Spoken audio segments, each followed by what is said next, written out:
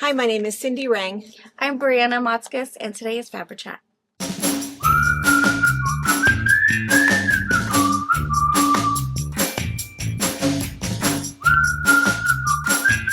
Good morning. Hello. All right, well, lots to talk about today. I even have notes, just like one-word notes.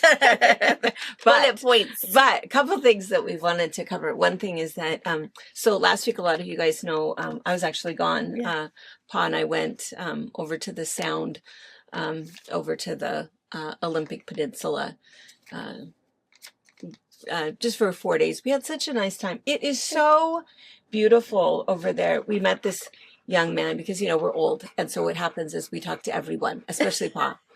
So there's this cute young boy who was on a motorcycle on the ferry, and it said something, I don't know, New Haven or something, staff on his sweatshirt. So we looked it up. It's like, where's he from? Who are you? And yeah, and What are you doing? I know, and it said he was from Maine. And Oh, so, wow. of course, we go walking up to him. Are you really from Maine? And he says, well, no. He said, I was over there and working. He said, but now I'm on my way home and I actually live in Bellingham. And it's like, wow. You're local. So we chatted to him for a minute. We told him where we were from. And he said, I headed over there a couple of years ago. I had no idea. Now, this is a boy that was born and raised in Bellingham. Mm-hmm. And he was probably, I don't know, mid-20s. I can never tell. And he says, I had no idea that there was a desert in the middle of the state. And I said, I know, no one does. No. It's weird that I feel like we're the evergreen state. We also don't learn that in school. About You don't think so? do we learn about geography? I mean, I don't Of know. our state? I think that there's I think we just have this whole global thing. Yeah. These are the Great Plains. These are where the Everglades are. These are where the mountain ranges are. But lots of rain and snow. You're probably right, Not so because much. who would have known that even Arizona has this little foresty That's true. I didn't snow know. area at the Mhm. top of their state, And I think that Washington is so geographically diverse. Yeah, There's so much, which is why that's what we did for our anniversary. Is we just did the Cascade Loop, which is just, you go down. We did it kind of wider so that, you go over White Pass and you can see Mount Rainier and all of that. And then you come up and you go across over on the Sound, and then you take Deception Pass and stay up on Highway 20 over Diablo and Lake Ross. And there's a sign, and we had never seen it before, but this is only my second time being on that pass. But it said that welcome to the Swiss Alps of the States. Oh. And I thought, I've never been to the Swiss Alps, but it is beautiful. You are so high up that there's spots where you're on the road, and what you see next to you with no guardrail is the tips of trees, of these really tall trees. And the other funny Highway thing, 20 is magical. Oh, it is beautiful, magical. And there were so many people up there. Oh, wow. So many people, because we would see the sign, coming up ahead is the, I don't know, Canyon Trail, or whatever. And then there'd be all these cars on the side of the road, like 20 cars. And so then it started to be a guess. It's like, coming soon, up our next one around. Like every 2 to 3 miles, there's a new trailhead. It's trails and trails and trails. And we must have each trail minimum of 20 cars. Wow. Tons. But you were saying you also had magical weather. Oh, beautiful. No rain. Beautiful sunshine. weather, gorgeous weather, just so pretty outside. And every corner, everything is just such a gorgeous view. But it really is a beautiful area. And even over on the Sound, for people who have not ever been there, and even people, I think there's so many of us within our state that we're always traveling other places and we don't know what's right in our backyard. Yeah. Port Townsend, oh my gosh, cutest little place. There's this little front street, which is kind of down below water level, and that's where all of these really cute shops are and these really cute hotels. And then you kind of drive up, there's this cliff seawall kind of a thing, and all of the houses are up above, and you can do this driving tour, and they give you the addresses, and all of these houses were built in the late 1800s. Crazy. And they are in perfect condition. They're all really well maintained. Some of them are bed and breakfast now, and some of them are private homes, but just a beautiful area. And And the funnest thing, I'd already told Brianna this, you know, we have squirrels. Some of you have squirrels to deal with. They have deer everywhere. The first day we got up early and we walked down for kind of next door to this little spot to have breakfast, and we looked out and it was low tide and there's this family of deer Really out there. It's like, look who we saw. Look who's, down on the beach. But they're more in a whack. Oh, no. Every corner we turned around, everywhere, downtown, in every yard, deer. Deer everywhere. Robert would have the jitters. Oh, big time. Yeah. Yes. And they were not afraid of anybody. And we saw so many gardens with all these deer fences. Like, no. Not here. Not here. Keep on walking. Yeah. But they were everywhere. We saw them around every corner. Downtown, walking around. Cool. Yeah. Mom is probably a safe place. There's probably no no hunting. Right. It's all city limits. Be. There's not enough on an island. There's not enough, land. So, this is, public land, wildlife, whatever. No. It's probably very safe. I'm going to eat these apples over here, and then I'm going to curl up on this grass. And yeah, but it was... I'm sure there's a city fine if you get caught, loving on a deer. Maybe so. Because, no one was touching them, and they weren't, but they were not afraid of us. Yeah. Walking across, everybody stopped. There were signs everywhere. Oh, blind corner, deer. And sure enough, you can't help it. Yeah. Yeah, so it was, but anyway, just they don't have a squirrel problem. They have a deer problem. They have a deer problem. Yes. And fruit trees, probably not many. Better get there before the deer get there. Yeah, but that was super fun. And then we went over to Paulsbo. Little Norway. Oh, just adorable. Beautiful little communities. Squim. People think it's spelled Sequim, but it is pronounced Squim. Went over there and anyway, just had a lovely time. And same thing, Deception Pass. It's just beautiful. We walked down on the beach, and the only thing that I was sort of surprised at and I'd never really thought about is that there were like suicide hotline signs everywhere at Deception Pass. And I thought, everywhere, you're not alone. Dial this Texas number. That's sad. Like everywhere. And I thought, okay, because the first one you see and you go, oh, okay. There wasn't a lot of cars on there though, probably.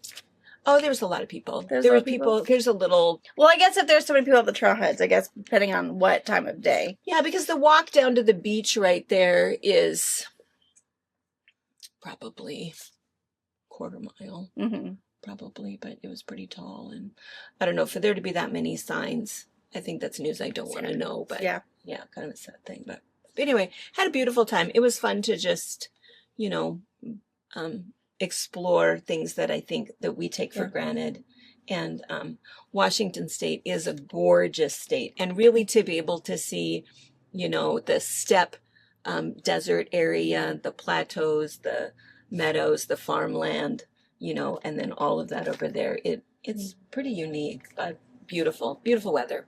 Had a great time. And then, of course, on our way home, and we try not to really talk a lot about this because I think there's so much, Well, I'm sure everybody knows. I'm sure everybody knows it's national news. It is. And so many people have emailed and called and texted. And this morning, I think I was on the phone for about an hour texting people back. No, we're fine. But, because I know everywhere people have got floods that they're dealing with and their own forest fires. But for us in our area, Nespelem is doing better.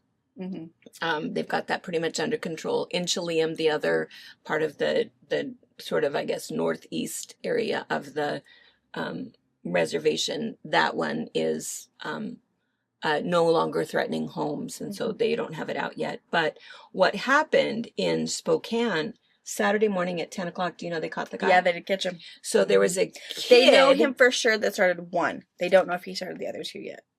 They're still investigating. Oh, so the article that I read said that they have pictures of him from every spot. At everyone. I must not have read that one. So his name is Aaron, and he's 37 years old, and he just got out of prison in May. He killed his father because his father asked him to do the dishes. So he's been in prison for 16 years, got released in May. He was in Arizona. Yeah. He's from Arizona, and I don't know, so he came up here and he lit 3 fires. And I guess I should say allegedly. So you're right. I think I could get in trouble for saying this, but they have pictures of him, witnesses, everybody has seen him in all of those spots, and he is under arrest. He has been charged, and he's $1 million bail.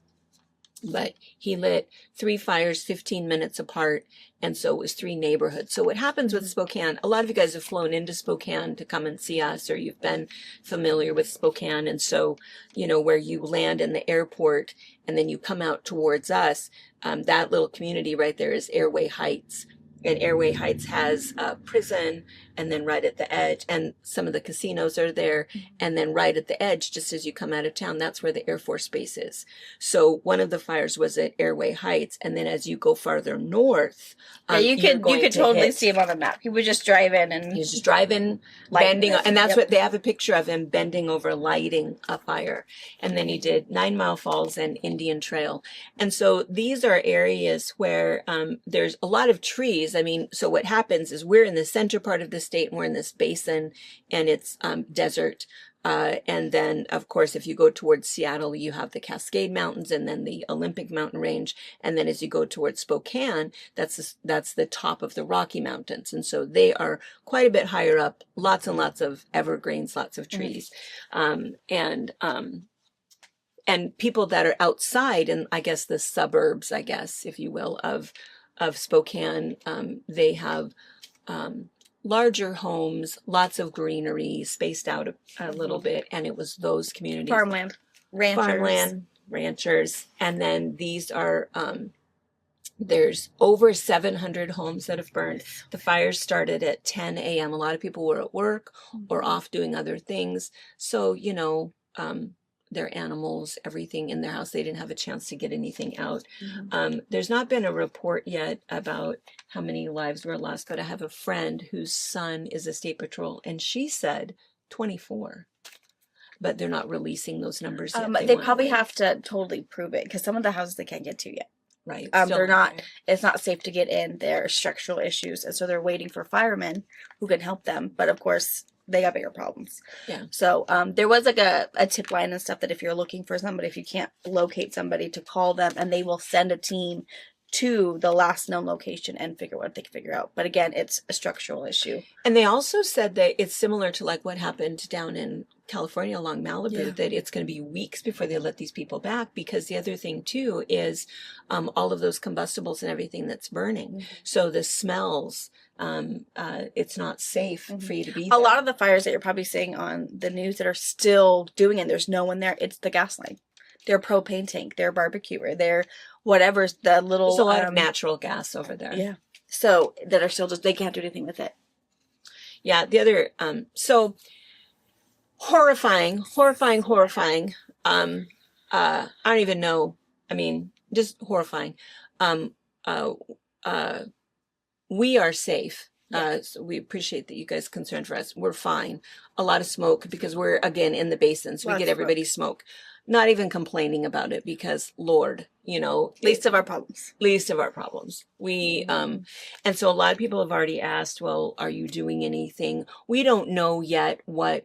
They haven't let anything out. Yeah, so we don't know who's where, what we need to do. So we'll start planning something for them. Nez Pelham, we're still dropping things off for them. They're fairly organized in terms of where stuff is going and where these people are. Most of those people are at least back kind of on their property because they'll have animals to take care of.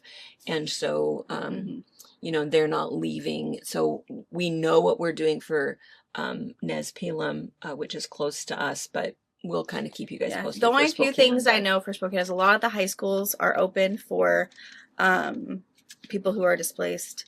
They're doing snacks and food and drinks. The fairgrounds is full of people and animals. Meade is holding all the firemen. Right. And I saw that on the news too, that they were asking if we thought of it, to take stuff to the firemen. We did that a couple of years ago. We loaded the entire trailer. With the North Star fire, that wasn't even Pateris. The North Star fire was so bad, and they had and that's what they asked for, is that the firemen, you know, The little something. Yeah, baked goods, candy bars, chips, pop, that kind of thing. And so, there's so many things. But Spokane is a big community and a kind community. And I know that they are rallying. And so as we know what to do, we'll do stuff for them as well. And I we'll saw Spokanimal, whatever the large pet rescue is. Yeah. They have tons of donations because they have all of the food for everything: cats, dogs, horses, stuff like that.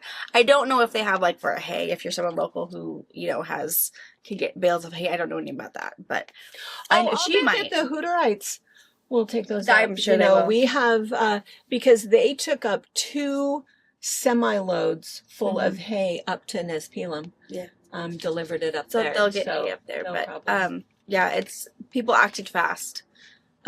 Knowing it was coming into communities, but so thanks for your concern, but we are good. We are just we are totally worried about, and we don't even know, I've texted a bunch of our Spokane friends and the ones in, we're just waiting, to hear what's going on. But the only, well, not the only, there's so many weird things and creepy things and horrifying things about it. But gosh, it's just so strange. People that are saying weird things on the news because, AI has become such a strange part of our life, right? And we've all seen on AI where, dogs doing weird things. Well, it was all AI related. Or you can take a picture of you and say, I want to do this dance. And it can have you doing this perfect natural babies doing this, saying whatever you want to say. And it's super hard to tell whether or not it's AI. So there's all of these people that are coming on saying, well, that's all AI. That's not even real because why are their trees green? Why didn't their trees burn? It's like, wait. It's real. 100%. It's real. It's real. Not all of the trees. I mean, if it's landscaped and watered and those trees are full of water, it's just going to leap from, from house to house. And they were saying so hot. One fireman said that some of those houses were combusting because it was so hot. And they showed pictures of like this car and it had melted metal, just metal running down the driveway. And so these houses that aluminum is not that hard to melt. And so houses that were full of combustibles, you think of, the furniture and that sort of stuff. And that it was just, they said that they were just like exploding. And so it's weird that some of the trees, all of our camping stuff, our little propane things, our propane tanks, some of our ammunition. It's too hot. I mean, yeah. I mean, I understand. I don't trust AI either. I think AI is but it's 100% super creepy, real. but it's 100% real. It's not taking out huge communities. It's not, and it's weird that all of the little fighting on all of the comments and then people saying, why are you saying that? It's the stupidest comment I've seen so far. This is absolutely real. But anyway, but I do understand the whole not trusting AI because there's a new word. I wrote it down. Nudification. Nudification. Do you know what that word is? Something about a birthday. You can probably guess. Something about a birthday suit. Yes. They had to make a law. It was this whole big thing. So it was in the news this week, last week maybe, that they had to pass this law because AI can take a picture of you and show a picture of you nude. Now, I don't know that it's accurate. I think that's. I don't want to find out. No. How close would you get? How much cellulite do you think I got? And so you sort of wonder, but yeah, AI can make a picture of you naked. But here was the really creepy thing about it is that it was not illegal because it wasn't real. It wasn't really somebody taking an inappropriate picture of you. They just made it up. They made it up. And so it was perfectly legal to post a nude picture of you. Oh, and perfect. Well, now, no more worries. Finally. Good deal. Nudification via AI is illegal. I know. Thank goodness. I know. And it's like odd. You have to tell somebody not to do that. That's what I thought. Like, why do you have to tell somebody? We have to pass Don't a law. share those pictures. If you want to do it for your own self, well, gross. But you do you. I know. However, keep to yourself. I know. I just think it's weird that it had to be a law. A law, yeah. To say that Crazy. Somebody couldn't artificially do that. Right. The life we live in now. I know. So I understand why people don't trust AI. AI is weird. But Totally. but anyway, and then the other thing that I thought was fun that I wanted to mention, the other noteworthy thing in the news, and maybe everybody knows this. This seems pretty reasonable and normal to me. But they were talking about monkeys and how monkeys and all of the primates prefer to have pets. Oh, see? Okay, so here's the funny thing. I know. So I thought, so I had to read the whole thing because I thought, what do you mean? You mean like in the wild or in captivity? In captivity? What do you mean? And so obviously we don't have any control over what's happening in the wild, and who knows if they have pet birds or pet, I don't know. Yeah, who they can something talk to, else. we don't know. I don't know. I don't know what they would have. Little ant farms. I don't know. But in all of the zoos, it's really become a thing where at first people were freaking out. There's a dog in the gorilla. Okay, I have seen that. There's now a that you cat. say the dog thing. Whose cat is that? It's like, no. It's a pet. Their so friend. it's becoming more and more common, and now they've had to put it on the signage to say, no, this dog lives amongst he's their pet. And that he's not going to get eaten. He's not going to get squished. He's not going to get hurt in any way. They love their pets, love them, like we do. And they take care of them and they bond with them. And so, so it's become a real, constant thing now that they're, happier. It with may their have pets. started like when if they had like baby lions or whatever, and the mom said no, they would find a mama dog who doesn't have pups, and then all of a sudden this little mama dog and these big old lions are all buddies. Yeah, that's happened a lot. Yeah.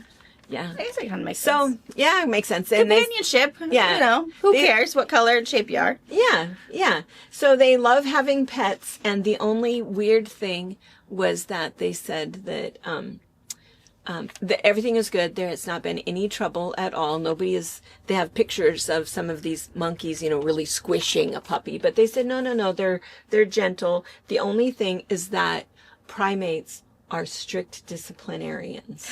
Oh. So, if Sometimes you're that's hard to somebody who watch. doesn't paddle your dog, they do. They discipline their Bad dogs. behavior. And sometimes the people who are visiting this zoo are upset by that, but it's like,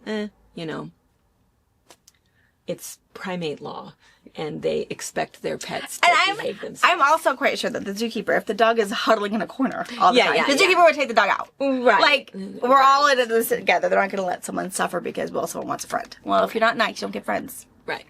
Yeah. Right. So, anyway, but I thought that was fun.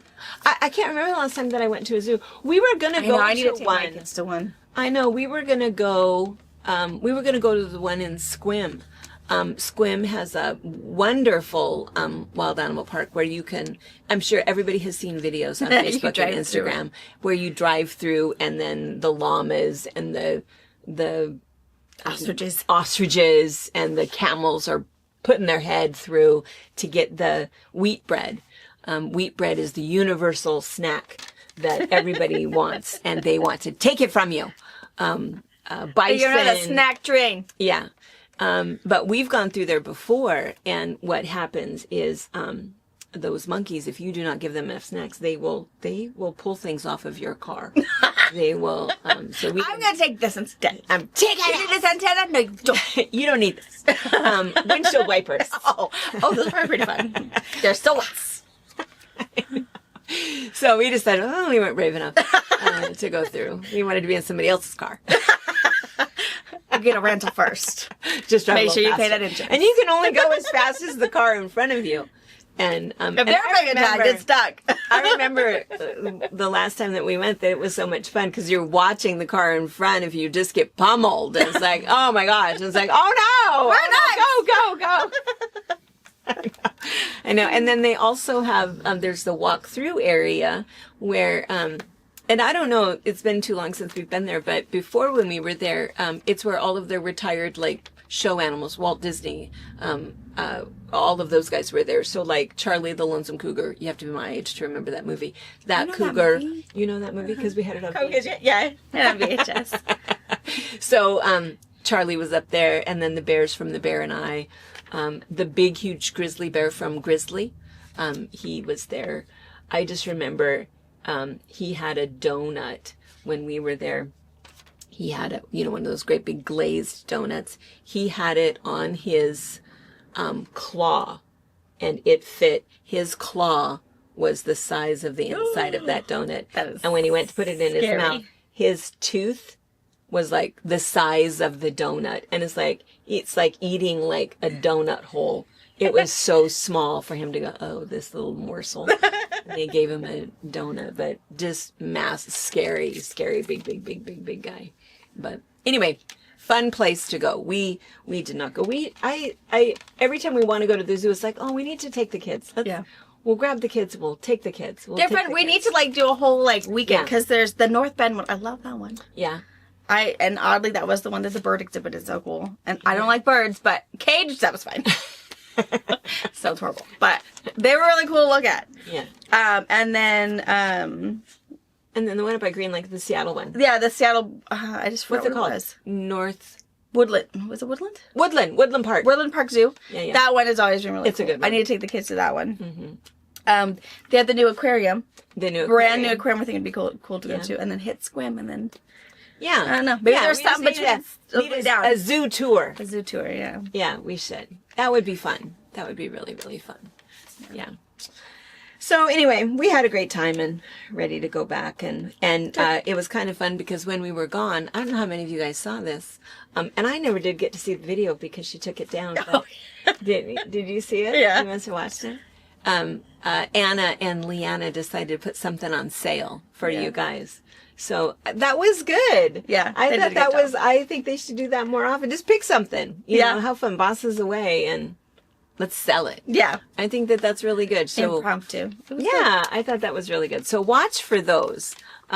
Because Anna said, well, there's things we get, 4,000 or 5,000 views for box opening. And she said, this one, I think she said it was like 800 or something. And I thought, oh, you guys, open those up. It's just a teeny tiny little. I also think it was the time it was aired. Because I was talking to her about it. Because we did it more on the early side. And I told Anna when we pushed it, I said, I don't think we gave them enough time. I said, a lot of our women are still working class or they got grandbabies. Yeah. And so we needed to be more evening to evening. So that's what I told her. So next time it'd be different hours. So if you thought like, oh my gosh, I saw it, but at the very tail end I didn't have time or whatever it might have been, we're going to change it so it's or maybe later. do it for 3 days. Or, a little bit longer, but. Yeah, do it for a long time. Yeah, I thought that was a great idea. But you gotta subscribe. You gotta hit that subscribe button, and then you get a little bell. You'll At least see what it is. Yeah. You'll get a notification on your phone that says, oh, hey, Fabric Patch posted. Or you'll get an email that said, oh, Fabric Patch posted. So if you need to go take a break. Yeah. Tell them you've taken up smoking. You gotta go take a smoke break. Smoke break. They don't have to know it's cotton fabric that we're smoking, but. I know. I thought that was a really good deal. I liked that. Hopefully they'll do that again. Anna has some great ideas. I think that's really fun. I wish I would have seen it, but it came down. And then the other thing too about shopping that I wanted to mention is that we had told you guys that our Alleviate from the Lavender Farm, Alleviate and the Bug Me Not, that we had got another shipment, all gone. Might have a little bit of Bug Me Not left. Little Bug Me Not. And I haven't told you this yet. I should have told you first. Oh, sorry. But we had told you guys that go ahead and here's their website. Go ahead and order it online. So then I had texted Julie and said, oh, hey, thank you so much. We sold that stuff out immediately. And I hope you're getting tons of orders online. We think that might be easier for you rather than delivery because I think I told you it's a family operation, but the kids have moved away. So now she is kind of running the place herself. She texted back and said, no, she shut her website down. Oh, since when? She said that they did it because she couldn't manage it.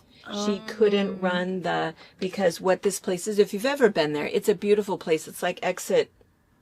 It's the same exit as the Gorge. Yeah. That is. So people who take to go down to the theater, the amphitheater, instead of going under the freeway, just go the opposite way and it's right there. But there's 9 acres of more than that. There's 9 varieties and acres of all of these beautiful lavender plants. And so it's a venue for weddings. So a lot of people do things out there. And then they have a little store. And then, of course, they have the distillery where they distill their own lavender essential oils. And then they sell all of that stuff. But she said that now it's skeleton crew. Yeah. Her son used to do all the extracting for her. He did all of that. Her daughter-in-law ran the store, and then her daughter helped her. And so now, between the venues, the store, and doing all of that, she can't also do the shipping. So, we have more coming. So I said, well, when you can, no rush. But so anyway, so, we'll tell you as soon as we get it, but we'll have more of the Alleviate. And it is absolutely true. The Alleviate is something you should never, ever, ever run out of. You have I always have it. You have to have that. It works on everything, every scratch, every itch, hives, burn. It is magical on burns. I haven't had a blister in 4 years. It's amazing, yeah. If you burn yourself on the edge of your saucepan, yeah, it doesn't matter. Yeah, it doesn't matter. You put it on, because it's burning, right? Stinging. You don't have to worry. I mean, you can do the cold water. I usually will do the cold water for a second, but then I get the Alleviate, spray it on my burn, and then you wait about 3-4 seconds. It hurts again. Spray it again, and then wait. Maybe you're up to 8 or 9 seconds. Spray it again, and then you don't get a blister at all. You don't get a blister. You don't get a red spot. And so we keep it out there with irons. That's why I keep the places that I touch. It's my dang iron. Yeah, I get iron burns all the time. Pots and pans not as often, but from my iron all the time. Yeah. So anyway, so it's really good stuff. So anyway, so we'll have that again here probably within a week, I would guess, but it's a little bit of a difficulty for her to deliver it, and Pa doesn't drive by there. He would just pull in on his way home. Pick it up. And I might just have to send him out there to help her out, but anyway, so good news. Bad news, good news, good news. Good. All right. And I think what else? You were going to go, did you have the opportunity to watch a movie? Oh, I can't believe I almost didn't tell you. Yes. This is exciting. Lizzie's excited. She says, you didn't tell me. We went to see the Odyssey. We did. So let me tell you, first of all, so when we were in Port Townsend, there's this cute little theater, the one I sent you the picture of, the Rose Theater. So they were showing it at 3:30 and at 7 o'clock. And I think Port Townsend, I mean, it's a little touristy town, but population of, maybe 1,500. I'm not sure. Not very big. So we went down. We got there at like 3:20, and he goes, "Oh, no. We're sold out." Oh, you are? Oh, that happened to me when I was going to watch my movie. That. Yeah, and it's like, okay, well then maybe we should just pre-buy our tickets for 7 o'clock tonight. Oh, no. We're sold out. What? Okay, great. And then he says, but tomorrow we have 2 spots at a later time. It's like, no. We'll go somewhere else. So, Port Angeles is 45 minutes from Port Townsend. So we thought, well, we'll go there. So we looked it up, and there was, in this big theater, there was 9 spots left. So we prepaid for our tickets for a 7 o'clock showing, and this is like at 3:30, and went to Port Angeles and watched it. So here's what I'm going to say. First of all, what I'm going to say, liar, pants on fire. Big, humongous lies. There's no other word for it. Not an exaggeration. Maybe I got that wrong. Lies. So here's the thing. Everybody said, I must have seen this 10 times because I was a little obsessed with it for a little while. Mm-hmm. At least 10 times I saw that somebody said that the reason that they were concerned was because the director had cast Elliot Page as Apollo. Oh. Not Apollo. Achilles. Yeah. No. His character was Cinna. That was his name. You couldn't have misunderstood. That was who he was. He was this little boy who kind of got tricked into going because they were drawing straws on who was going to go, to war. And it was this little boy. And that's who went. And his part was a teeny tiny part. He wasn't in any battle of any kind. Maybe he was, but they never showed it. But anyway, he was a boy. His character's name was Cinna, not Achilles. So don't believe that. And then the other thing was that the thing that people were concerned about was the casting of Helen of Troy, because they put Lupita Nyong'o. Mm-hmm. She is gorgeous. She is gorgeous. I don't even know why that was an issue. She was probably the only black person that was cast in the movie. So then my only comment to that was that if you wanted it to be a diverse cast, why pick only one? So I thought that was a little strange, and noticeable to me. But otherwise, that was weird.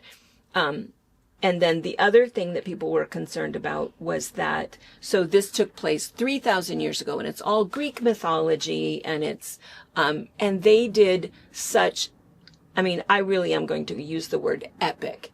It was an epic, very well done in terms of the costumes, what a castle looks like on the inside, the dark, the candles, the beggars, what it looks like outside. It was, I thought, very realistic, very well done. The boats, because a lot of it was filmed on the boats, really looked authentic, and it was really, really nicely done. And it was, I think, it seemed to be historically accurate. So that's, I think, why, why give everybody an American accent, and why use the word, like when the Queen said, it was the Queen who said, all you guys do is want to sit around and party. A queen 3,000 years. So it was a little, I didn't particularly care for that. I think that, they could have at least had, accents, and they could have at least left out the words mom, dad, party. Those were kind of probably the main ones. But I did think that it took away from it a little bit, because I think otherwise it was so well done. Truly. I would say it really was a good movie. Very well done. Except for, just that little thing, just the diction and, that sort of thing. But not my style of movie. So Dad stayed awake. He did. It was bloody. Oh. And there are parts of it, it's like edge of your seat. So somebody else said, I don't even know why it was rated R. Whew, I don't know what movies you watch. Everybody died. Everybody dies.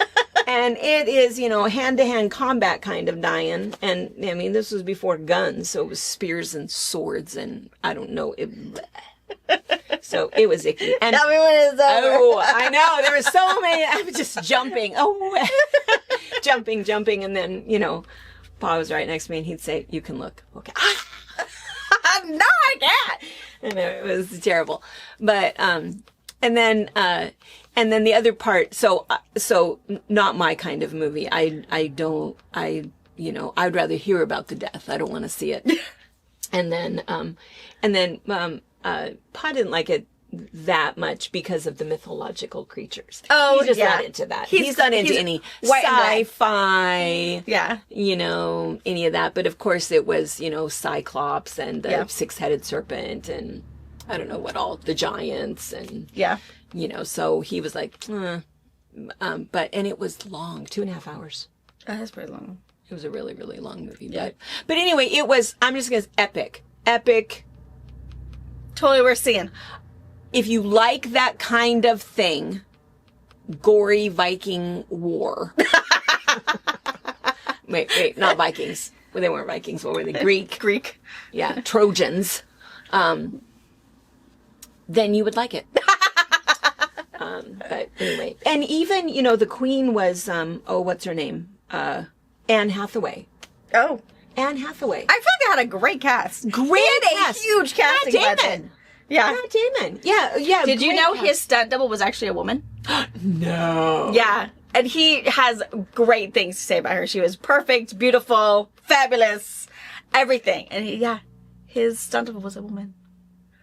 Oh. Who's actually taller than he is. But I think he's very short. Yeah. But no. And I don't know where she was stunting. Yeah. But yeah. Charlize Theron. She's in it. Oh, also. I didn't know that. Yeah. Lots of, it was well done. I thought it was well done. I thought all of the weird little hypey stuff. I don't know what. Just propaganda. Yeah, just propaganda. And it was really popular. It was between that and Spider-Man also came out the same time. Yeah. Of course, but we're not, we don't watch those. Anyway, but yeah, it was, eye-opening. And then You needed to go see it because we know where they filmed Spider-Man. It wasn't actually in New York City. No, I know somebody know that. It was, yeah, in Edinburgh. Yeah, it was funny. Because again, us being old, standing in the theater, we're talking to all these people. Wow, guess what? We were there when they were filming it. And because in Edinburgh, it's just you can't just shut down the streets of New York anymore. And if so, it's going to cost you a whole lot of money. So Edinburgh, they have a whole block where it is not Edinburgh. It's just outside of Edinburgh. Yeah. Right next to Paisley. Someone's going to say. Yeah, right next to Paisley. Paisley and then... Someone's going to... Lori, Jen, somebody's going to put it in the comments where it was. Yeah. But they have a couple of blocks. Yeah, Jen got to see a New York taxi cab right down there. New York taxi cab. They've got it all there. They've got a Starbucks. They've got all of this signage, all of these shops, and it's a little bit of New York City. Yeah. And that's where they film all of those... Spider-Mans, and I'm sure probably all of the DC comic-y kind of things. I mean, if it's, cheaper to be out there and... Yeah.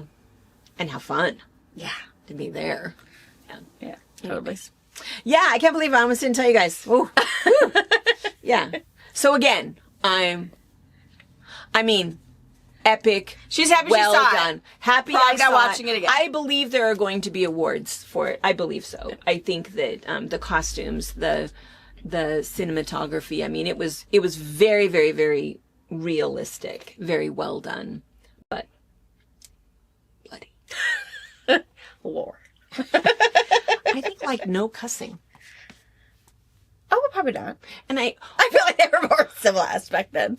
I think they were more civilized, even with their American accents. Because most shows, it's I noticed that a lot, that sometimes within the first 15 minutes is there was a movie, was it Jarhead? There was some movie years and years ago that it's within 15 minutes, I am out. I can't listen to, or We Three Kings, or it was something like that, yeah, this movie wasn't like that at all. Oh. It was, just gory. Just gory. Yeah. Okay. Yeah. Anyway. We had a fun-filled weekend. It's good. Yeah, we did. We had a really good time, and it was good to get away and just for a little while.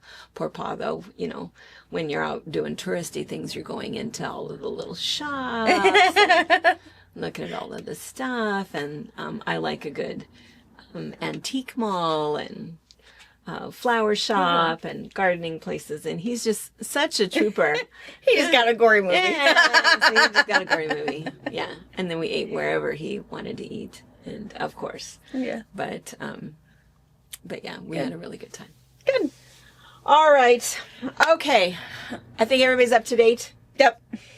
And we'll see you guys tonight for box opening. 5:00. Anything else? I think that's it. We're gonna, now that we're all home, we're gonna put the finishing touches on our Ombre Bargello. Finally. It's done. We just have to do the last few things, press it, and then Anna has to do her magic. Anna reminds us 3 times a day. You gonna get that done? Gonna get that. She's on it. So hopefully we'll see that sometime this week. But yes. Anyway. All right, you guys. Right. Thanks for hanging out, of course. Bye. Bye. Thank you for watching our video. We invite you to leave a comment, hit the like button, or better yet, subscribe to our channel so you never miss an episode. You can also visit our Instagram, Twitter, Facebook, or Pinterest pages, or find all of those things and our online store at fabricpatch.net.